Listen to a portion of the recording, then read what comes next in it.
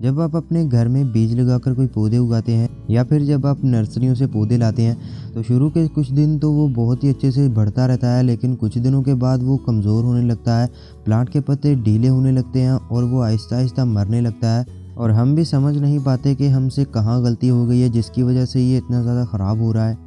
अक्सर पुरानी मिट्टी होने की वजह से या फिर न्यूट्रिशन की कमी होने की वजह से ऐसा होता है, क्योंकि हर पौधे को बढ़ने के लिए उसकी अपनी एक न्यूट्रिशन रिक्वायरमेंट होती है। पौधे के साथ उसकी मिट्टी को भी सेहतमंद रखना बहुत ही ज़रूरी होता है। मैं अपना बताऊं तो मैं पौधे के बजाय उसकी मिट्टी का ज़्यादा ख्याल रखता हूं, क्योंकि अगर हम मिट्टी का ख्याल रखेंगे तो ऊपर पौधा अपने आप ही सेहतमंद हो जाएगा। सब्जी या फल वाले पौधों के लिए तो हमें ख़ास तौर पर खादें देनी पड़ती हैं, वरना हमें अच्छा रिजल्ट नहीं मिल पाता।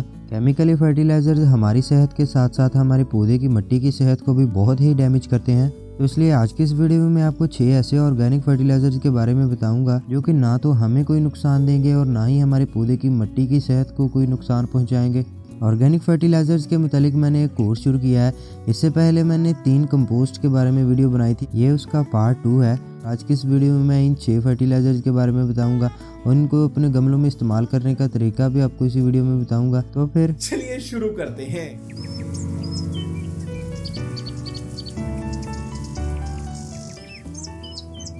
अस्सलामुअलैकुम दोस्तों, मेरा नाम है सुफियान और वेलकम है आपका हॉबी होम गार्डनिंग चैनल पर। वीडियो शुरू होने से पहले मैं आपको बता दूं कि इन सभी फर्टिलाइज़र के बारे में आपको थोड़ा डिटेल के साथ समझाने की कोशिश करूंगा, तो इसलिए वीडियो थोड़ा लंबा हो सकता है। सबसे पहले हम बात करते हैं मस्टर्ड के फर्टिलाइज़र की। इसे सरसों खली भी बोला जाता है। ये सरसों के जो बीज होते हैं उनमें से जब सरसों का तेल निकाल लिया जाता है तो उसके बाद ये इस तरह का चिप्स की फॉर्म में होता है और बाद में इसे ग्राइंड कर लिया जाता है, तो इस तरह का ये बन जाता है। इसकी NPK वैल्यू 411 होती है, यानी कि नाइट्रोजन इसमें 4%, फॉस्फोरस 1% और पोटाशियम भी 1% होती है। इनके अलावा इसमें बहुत से माइक्रो न्यूट्रिएंट्स भी पाए जाते हैं। ये जितने भी आउटडोर प्लांट्स होते हैं, यानी कि जो पत्ते देने वाले ज़्यादातर पौधे होते हैं, जैसा कि पाम फैमिली हो गई या फिर ड्राइसिनिया की फैमिली हो गई, जो कि पत्ते सिर्फ देते हैं, फूल वगैरह नहीं देते, उनके लिए ये फर्टिलाइज़र बहुत ही अच्छा है, क्योंकि इसमें नाइट्रोजन होती है और नाइट्रोजन पत्तों को ग्रीन करने, उनके कलर को डार्क करने, उसकी ज़्यादा से ज़्यादा स्टेम्स को बढ़ाने के लिए बहुत ही अच्छी होती है। ओवरऑल हम कह सकते हैं कि हम अपने लिवी प्लांट्स को इस वाले फर्टिलाइज़र से उनकी स्पीड बूस्ट कर सकते हैं। इसका लिक्विड फर्टिलाइज़र भी बनाया जा सकता है और इसी तरह से हम सीधा पौधों की मिट्टी में भी डाल सकते हैं। बहुत से बिगनर्स को पता नहीं चलता और वो काफ़ी सारा फर्टिलाइज़र डाल देते हैं एक ही गमले में, तो उससे हमारे पौधों में फंगस एक्टिव हो जाता है। इस वाले फर्टिलाइज़र के साथ बहुत ही जल्दी फंगस लग जाता है अगर ओवर यूज़ हो जाए तो इसलिए हम इसका अगर लिक्विड फर्टिलाइज़र बना लें तो ये एक बेस्ट ऑप्शन रहेगा। लिक्विड फर्टिलाइज़र से इसका असर भी बढ़ जाता है और इस पौधे की जड़ें खाद को जल्दी अब्जॉर्ब कर लेती हैं। ये पौधे को रूट रॉट होने से भी बचाता है। इसका आपने बहुत ज़्यादा यूज़ नहीं करना, तकरीबन 1-1.5 माह में आपने एक ही बार यूज़ करना है इसका, क्योंकि ये एक स्लो रिलीज़ फर्टिलाइज़र है और जब हम अपने पौधों में डालते हैं तो कई दिनों तक ये हमारे गमलों के अंदर पड़ा ही रहता है। अगर आप लिक्विड फर्टिलाइज़र बनाकर यूज़ करते हैं तो आप 15-20 दिन के बाद इस्तेमाल कर सकते हैं, लेकिन अगर आप खुश करते हैं तो एक बार डालकर उसके तकरीबन 1 या 1.5 माह बाद ही डालें। जैसा कि मैंने आपको बताया कि इस वाले फर्टिलाइज़र को खुश्क डालने से फंगस एक्टिव होने के चांसेस बढ़ जाते हैं, तो अगर हम इसमें नीम केक यानी कि नीम खली फर्टिलाइज़र मिक्स कर यूज़ करें तो हमें बहुत ही अच्छा रिजल्ट मिलेगा, क्योंकि वो एक फंजीसाइड का काम भी करता है। अगर आपके पास नीम की खाद नहीं है तो आप इसको गीली मिट्टी में इस्तेमाल ना करें। अगर आप खुश्क इस्तेमाल करते हैं, मिट्टी को एक बार ड्राई होने दें फिर इसका यूज़ करें। ये काफ़ी सस्ता होता है, जहाँ से जानवरों वगैरह का चारा मिलता है वहाँ से ये इजीली मिल जाता है। इन सभी फर्टिलाइज़र का इस्तेमाल करने का तरीका तकरीबन सेम ही है, तो वीडियो में आगे चलकर मैं आपको बता दूंगा कि इनको इस्तेमाल कैसे करना है अपने पौधों में। इनको इस्तेमाल करने का तरीका आपको ज़रूर पता होना चाहिए, क्योंकि बहुत से गार्डनर्स इन चीज़ों को इग्नोर कर देते हैं और बाद में सही तरीका ना पता होने की वजह से अपना पौधे को ख़राब कर लेते हैं। खैर, इस बारे में भी आपको बाद में बताता हूँ। खैर, हम नीम केक के बारे में, या जिसे नीम खली बोला जाता है, इसके बारे में बात करते हैं। इसका NPK रेशियो 4, 1 और 2 होता है। ये जो नीम को छोटा छोटा सा फ्रूट लगता है उसको ग्राइंड कर लिया जाता है, उसके जो तेल होता है वो उसको अलग कर देते हैं और उसके बाद जो बचता है जिसे खल बोलते हैं उसको वो ग्राइंड कर लेते हैं, जिसे नीम केक या नीम खली बोला जाता है। खैर, इसकी सबसे ख़ास बात ये है कि ये एक फंजीसाइड भी है, पेस्टिसाइड भी है और एक फर्टिलाइज़र भी है। तीनों ही चीज़ें इसमें मौजूद हैं। ये पौधों को बहुत सी बीमारियों से महफूज रखता है। अगर हम मिट्टी की प्रिपेयरिंग कर रहे हैं तो उसमें अगर हम इसका यूज़ कर लेते हैं तो हमारे पौधे में फंगस लगने के चांसेस बहुत ही कम हो जाएंगे। ये आंट्स को भी हमारे पौधों के पास नहीं आने देता। मिट्टी में जो आंट्स घर बना लेती हैं या फिर पौधों के ऊपर चढ़ने लगती हैं, तो अगर हम मिट्टी में इसका यूज़ कर लेते हैं तो ये काफ़ी कड़वा भी होता है, तो इसलिए आंट्स वगैरह नहीं आती इससे। इसके अलावा ये मिट्टी को एसिडिक बना देता है। अगर किसी पौधे की मिट्टी बहुत पुरानी हो गई है, उसमें अगर हम इसका यूज़ करते हैं तो ये पुरानी मिट्टी को बहाल कर देता है। इसके बारे में माना जाता है कि ये तकरीबन 20% पौधे की फ्रूटिंग को बढ़ा देता है, यानी कि 20% पैदावार हमें ज़्यादा मिलेगी इसका यूज़ करने से। और वैसे इसका भी हम लिक्विड फर्टिलाइज़र बनाकर अपने पौधों में यूज़ कर सकते हैं। इसके बाद में हम कॉटन सीड मील के बारे में बात करते हैं। कॉटन सीड मील या जिसे कपास खली भी बोला जाता है, ये जो कपास के बीज होते हैं उनको जब ग्राइंड किया जाता है, उनका तेल अलग कर लिया जाता है और उसके बाद में ये बन जाती है। इसका NPK रेशो 6, 0 और 4 होता है। ये उन पौधों के लिए बहुत ही अच्छा है जो कि जवान हो गए हों, क्योंकि इसमें हाई न्यूट्रिशन भी होता है और पोटाशियम भी काफ़ी ज़्यादा होता है। पोटाशियम पौधे की ओवरऑल ग्रोथ के लिए अच्छा होता है, यानी कि जड़ें और ऊपर पत्ते और फ्रूटिंग, फ्लावर सभी में पोटाशियम मदद करता है। तो अगर आपके बड़े पौधे हैं तो उनमें अगर इसका यूज़ करते हैं तो काफ़ी अच्छा रिजल्ट मिलेगा।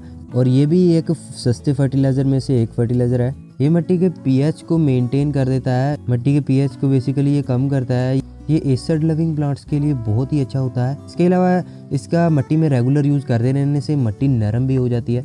चौथे नंबर पर हम बात करते हैं बोन मील फर्टिलाइज़र के बारे में। इसे भी बहुत से गार्डनर्स यूज़ करते हैं।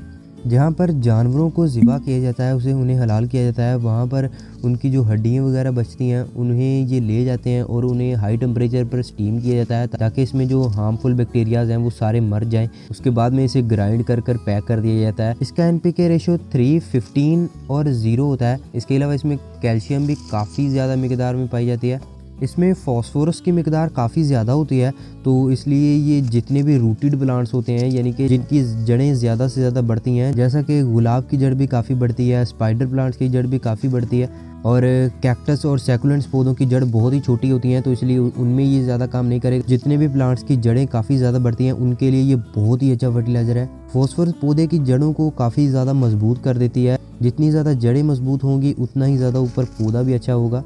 इसे आप जब मिट्टी की प्रिपेयरिंग कर रहे हो गमलों में, या फिर रिपोर्टिंग वगैरह करनी हो, ट्रांसप्लांटिंग कर रहे हो पौधों की, तब आप मिट्टी में इसका यूज़ ज़रूर से किया करें अगर आपके पास है तो। पौधे को जब हम शिफ्ट करते हैं उसको कई बार रिपोर्टिंग शॉक भी हो जाता है, उसके पत्ते ढीले पड़ने लगते हैं, तो अगर हम इसका मिट्टी में यूज़ कर लेते हैं तो पौधे को अगले गमले में जड़ लगाने में काफ़ी आसानी होती है। ये काफ़ी स्लो रिलीज फर्टिलाइज़र है। एक बार हम इसे डाल दें तो ये बहुत टाइम के लिए मिट्टी के अंदर ही पड़ा रहता है। तो अगर आप इसका यूज़ करना चाहते हैं तो तकरीबन 1.5 से 2 माह में एक ही बार यूज़ करें पौधों में। इसमें तकरीबन 24% कैल्शियम होती है। अभी कुछ लोगों को कैल्शियम के बारे में भी नहीं पता होगा, तो कैल्शियम 2 काम करती है। एक तो अगर हमारे पौधों को कैल्शियम की कमी नहीं है तो उससे जल्दी बीमारी नहीं लगती, और दूसरा बहुत बार हमारे पौधों को कैल्शियम की कमी हो जाती है। आपको स्क्रीन पर पिक्चर दिख रही होगी, पौधा कुछ इस तरह से होने लग जाता है। टमाटर के पौधे में अक्सर होता है ऐसा, तो कैल्शियम की कमी को भी ये पूरा कर देती है। इसको आपने बहुत ज़्यादा यूज़ नहीं करना, थोड़ा सा भी अगर इसका ओवर यूज़ हो जाए तो आपके पौधे की मिट्टी अल्कलाइन हो सकती है। खैर मैं आपको बाद में इस्तेमाल करने का तरीका भी बताता हूँ। इसके अलावा काउडंग कंपोस्ट और बोन मील, इन दोनों का अगर हम मिक्सचर बनाकर यूज़ करें तो बहुत ही अच्छा रिजल्ट मिलेगा, क्योंकि काउडंग कंपोस्ट में नाइट्रोजन ज़्यादा होता है और इस वाले फर्टिलाइज़र में फॉस्फोरस ज़्यादा होता है। तो इसलिए अगर हम इन दोनों को मिक्स कर यूज़ करते हैं तो हमें काफ़ी अच्छा रिजल्ट मिलेगा, लेकिन इसका आपने ज़्यादा यूज़ नहीं करना। इसके बाद में हम बात करते हैं ब्लड मील फर्टिलाइज़र के बारे में। जहाँ जानवरों को ज़िबा किया जाता है वहाँ पर जो उनका खून निकलता है उनको जमा कर लिया जाता है किसी टैंक में, और बाद में वहाँ पर इसे ड्राई कर लिया जाता है, जो कि खाद की सूरत ले लेता है। इसमें भी हाई न्यूट्रिशन होती है। इसकी NPK वैल्यू 12, 1 और 0 होती है। ये भी जितने भी पत्तों वाले पौधे हैं, आउटडोर पौधे जितने भी होते हैं जिनको ज़्यादा से ज़्यादा धूप चाहिए होती है, उनके लिए ये बहुत ही अच्छा फर्टिलाइज़र है। ये पौधे की ग्रोथ के लिए बहुत अच्छा होता है, ना कि फूलों और फ्रूटिंग के लिए। लिवी प्लांट्स की स्पीड को बूस्ट करने के लिए ये एक बहुत ही अच्छा फर्टिलाइज़र है। इसके बाद में हम फिश मील फर्टिलाइज़र के बारे में बात करते हैं। फिश मील फर्टिलाइज़र जितनी भी मछलियाँ होती हैं उनको जब ज़िबा किया जाता है तो उनके कांटे वगैरह, पूंछ, जो भी उनका वेस्ट बचता है, उन सभी को ग्राइंड करके ड्राई करके बनाया जाता है। इसका एनपीके वैल्यू 6, 10 और 2 होता है। इसमें नाइट्रोजन, फास्फोरस और पोटाशियम तीनों ही मौजूद होते हैं, तो इसलिए ये परमानेंट प्लांट्स या फिर सीजनल प्लांट्स सभी के लिए सफिशिएंट है। और इसका भी आप जब रिपोर्टिंग या ट्रांसप्लांटिंग पौधे की कर रही हो तो उसकी मिट्टी में आप इसका यूज़ कर सकते हैं, क्योंकि ये मिट्टी में बहुत सारे बेनिफिशियल बैक्टीरियाज को पैदा कर देता है, यानी कि ऐसे बैक्टीरिया जो कि हमारे पौधों को फ़ायदा देते हैं। ऑर्गेनिक फर्टिलाइजर्स के मतलब मैं एक थर्ड पार्ट भी बनाऊंगा, जिसमें मैं आपको एक ऑल इन वन फर्टिलाइज़र बनाने के बारे में बताऊंगा, ताकि हमें सारे फर्टिलाइज़र्स अलग अलग यूज़ करने की ज़रूरत ना पड़े। इसके अलावा और भी बहुत सारी डिटेल्ड चीज़ें उसमें मैं आपको बताऊंगा। जब पौधे का ऑन सीज़न हो, यानी कि जब उसका मौसम चल रहा हो, उसी वक्त उसे खाद दें। जब सीज़न उसका ऑफ हो जाए, यानी कि जब पतझड़ का मौसम आता है, उस दौरान आप पौधे को कोई भी खाद ना दें, क्योंकि उस दौरान ऊपर से पौधा नहीं जब बढ़ रहा होता तो इसलिए जड़ें खाद को अब्जॉर्ब नहीं करती। और दूसरी बात यह कि जब भी आप फर्टिलाइज़र डालें तो एक दिन पहले उसका पानी बंद कर लें। इसके भी आप देख सकते हैं कि मैंने 2 दिन से पानी नहीं डाला, ऊपर से काफ़ी मिट्टी खुश्क हो गई है। इसको इस्तेमाल करने के लिए हम इसके ऊपर वाली मिट्टी को थोड़ा थोड़ा उतार लेंगे, ऊपर किसी चीज़ से गोड़ी कर गुदाई कर ऊपर से उतार ले, या फिर वैसे ही उतार ले। मैंने आपको बताने के लिए थोड़ा थोड़ा से साइडों से उतार लिया है, और बिल्कुल जो हुड के करीब है, यहाँ से इसके हुड के करीब पास से मिट्टी नहीं उतारनी, साइडों से बस ले लेनी है हमने मिट्टी।